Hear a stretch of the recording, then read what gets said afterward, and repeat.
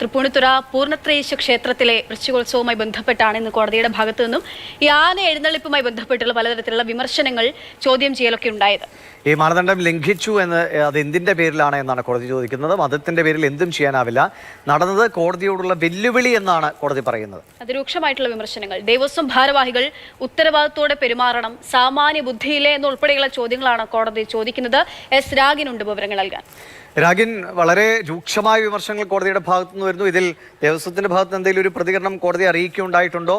ഈ മാനദണ്ഡങ്ങൾ ലംഘിക്കാനിടയായ സാഹചര്യത്തെക്കുറിച്ച് ദേവസ്വം എന്താണ് കോടതിയിൽ ബോധിപ്പിച്ചത്? അതിശക്തമായിട്ടുള്ള വിമർശനമാണ് കോടതിയുടെ ഭാഗത്തു നിന്നും ഇന്ന് ഉണ്ടായിരിക്കുന്നത്. തൃപ്പൂണിത്തുറ പൂർണ്ണത്രയീശ ക്ഷേത്രത്തിലെ വൃശ്ചികോത്സവം നടന്നു വരികയാണ്. വളരെ പ്രധാനപ്പെട്ട ഒരു ഉത്സവമാണ്.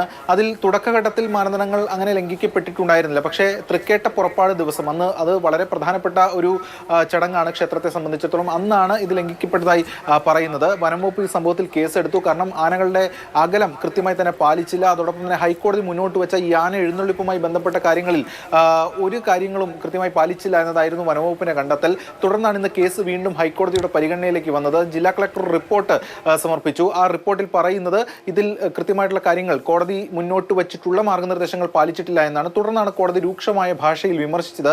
കോടതി ചോദിച്ച ചോദ്യങ്ങൾ ഇതായിരുന്നു: എന്തുകൊണ്ട് മാനദണ്ഡങ്ങൾ പാലിച്ചില്ല എന്ന് കോടതി ചോദിച്ചു.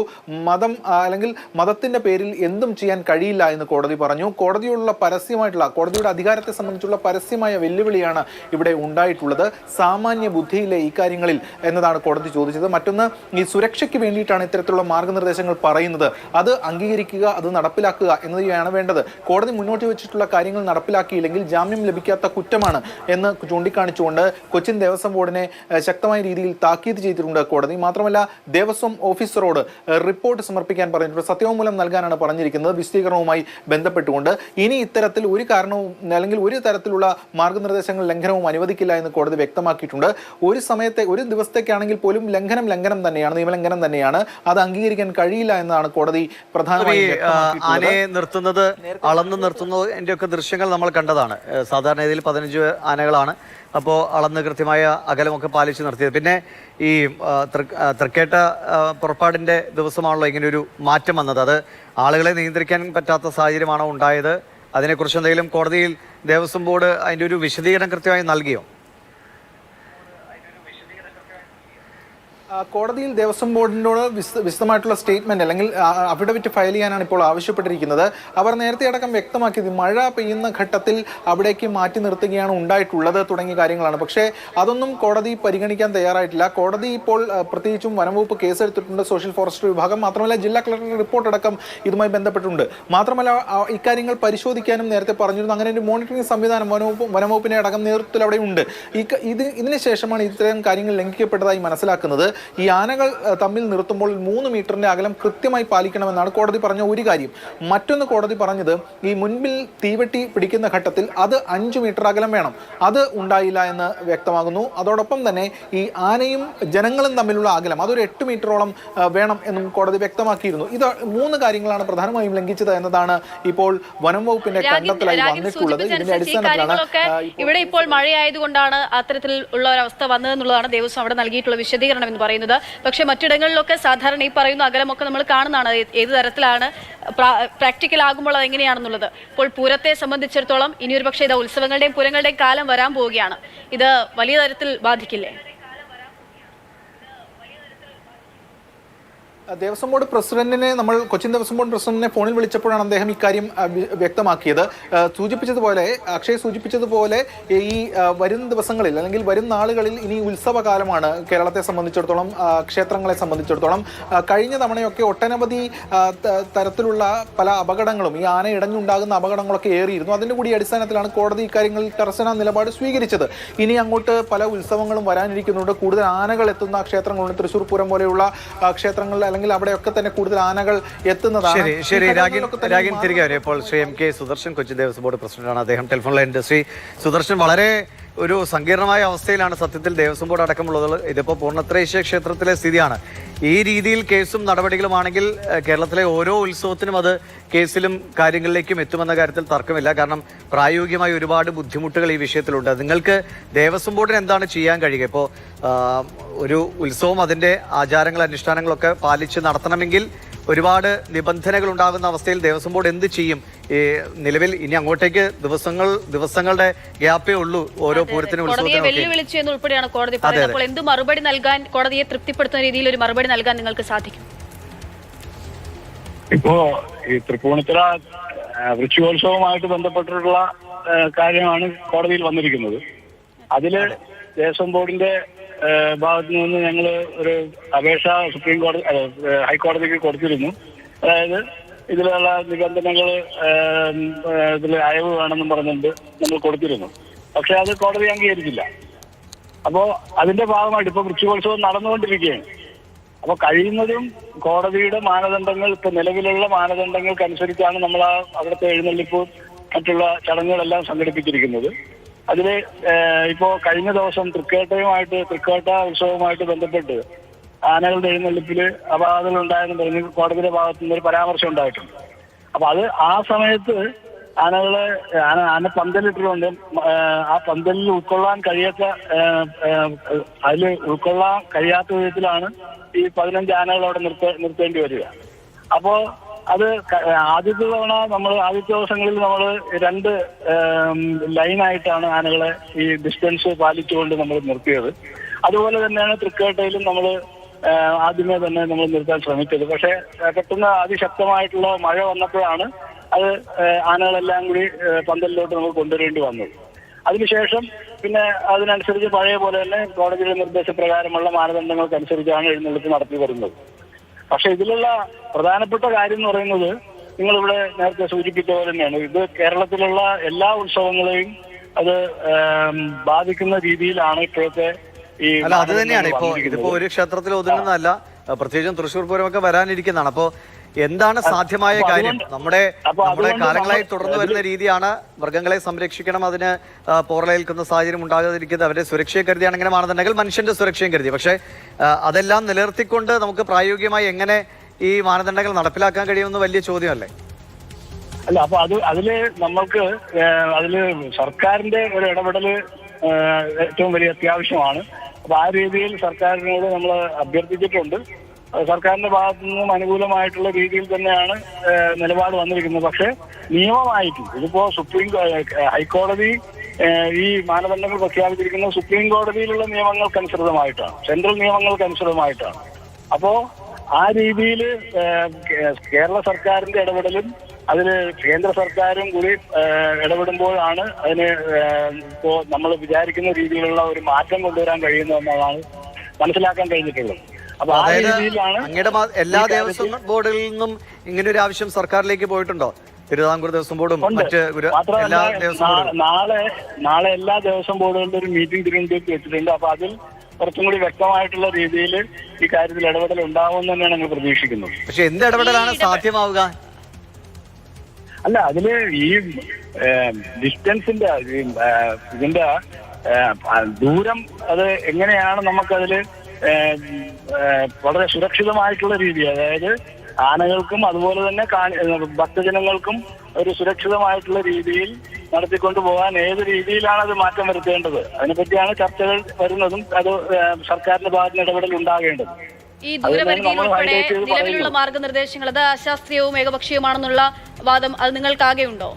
ദേവസ്വം ബോർഡിന്റെ ആകെയുള്ള ഒരു നിലപാടാണ്? പ്രായോഗികമായിട്ടുള്ള ബുദ്ധിമുട്ടുകൾ എന്നുള്ളത് നമുക്ക് പറയാൻ പറ്റില്ല.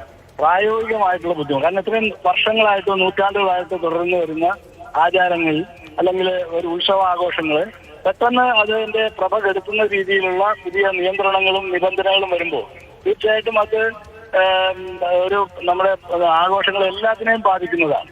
അപ്പൊ അത് എങ്ങനെയാണ് ഗുണകരമായിട്ടുള്ള രീതിയിൽ അതിൽ മാറ്റം കൊണ്ടുവരാൻ എന്നുള്ളത് നമ്മളെല്ലാവരും കൂടി ആലോചിച്ചെടുക്കേണ്ടതാണത്. ശരി, എന്തായാലും വളരെ പ്രധാനപ്പെട്ട ഒരു കാര്യം കൂടിയാണ് അദ്ദേഹം ശ്രീ സുദർശൻ അറിയിച്ചത്. കൊച്ചിൻ ദേവസ്വം ബോർഡ് അടക്കം മറ്റ് ദേവസ്വം ബോർഡുകളെല്ലാം നാളെ ഒരു യോഗം തിരുവനന്തപുരത്ത് ചേരുന്നു. സർക്കാരിനോട് ഇക്കാര്യത്തിൽ ഒരു ഇടപെടൽ വേണമെന്ന് ആവശ്യപ്പെടുന്നു. സർക്കാർ അനുകൂല സമീപനം സ്വീകരിക്കുമെന്ന പ്രതീക്ഷയാണ്. നമുക്ക് മറ്റൊരു അതിഥി കൂടിയുണ്ട്, തൃശ്ശൂരിൽ നിന്നും പൂരപ്രേമി സംഘം സെക്രട്ടറി ബൈജു. ശ്രീ ബൈജു, പൂരപ്രേമികളെ സംബന്ധിച്ചിടത്തോളം ആശങ്കയൊക്കെ ഉണ്ടാക്കുന്നതാണ്. പൂരക്കാലമാണ്, പൂരമൊക്കെ ആഘോഷിക്കാനുള്ള ഒരുക്കത്തിലൊക്കെ ആയിരിക്കും എല്ലാവരും. പക്ഷെ അതിനിടയിലാണ് ഈ തരത്തിലുള്ള മാർഗനിർദ്ദേശങ്ങൾ ഇളവില്ലെന്ന് മാത്രം പറയുകയല്ല, കോടതി കടുപ്പിക്കുകയാണ് ചെയ്യുന്നത്. ഏത് തരത്തിലായിരിക്കും നിങ്ങൾ ഇങ്ങനെയാണ് ഇത് നോക്കിക്കാണുന്നത്? ഏത് തരത്തിൽ ബാധിക്കുമെന്നാണ് നിങ്ങൾ കരുതുന്നത്?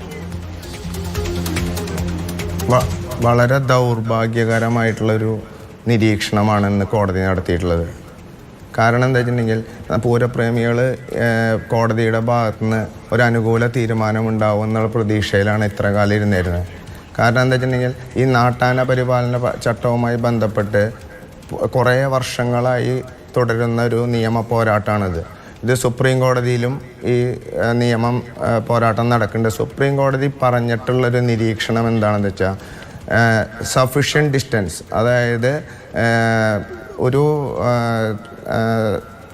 അകലം, അസാധ്യമായ അകലം അല്ലെങ്കിൽ സഫിഷ്യൻ്റ് ആവശ്യമുള്ള അകലം ആനകൾ തമ്മിൽ വേണം എന്നാണ് പറഞ്ഞിട്ടുള്ളത്. പക്ഷെ അതൊരു നിരീക്ഷണം തെറ്റായിട്ടാണ് എനിക്ക് തോന്നുന്നു.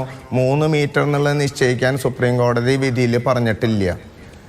ഈ 3 മീറ്റർ എന്നുള്ളത് എനിക്ക് തോന്നുന്നത് കഴിഞ്ഞ ദിവസം ഈ കോടതി പരിഗണിച്ചപ്പോൾ കഴിഞ്ഞ തൃശ്ശൂർ പൂരവുമായി ബന്ധപ്പെട്ട് ഒരു അമിക്കസ് ക്യൂറിനെ നിയമിക്കുക. അമിക്കസ് ക്യൂറിയുടെ ഒരു നിരീക്ഷണത്തിൻ്റെ അടിസ്ഥാനത്തിലാണ് കോടതി ഇങ്ങനെ ഒരു വിധി പുറപ്പെടുവിച്ചതെന്ന് തോന്നുന്നത്. ഇപ്പോൾ തൃശ്ശൂർ പൂരത്തിനെ സംബന്ധിച്ച് പറയുകയാണെങ്കിൽ ഒരു 6 ആനകളാണ് തെക്കോട്ടിറക്കത്തിന് ഒരു വിഭാഗത്തിൻ്റെ നിരത്താൻ പറ്റുള്ളൂ.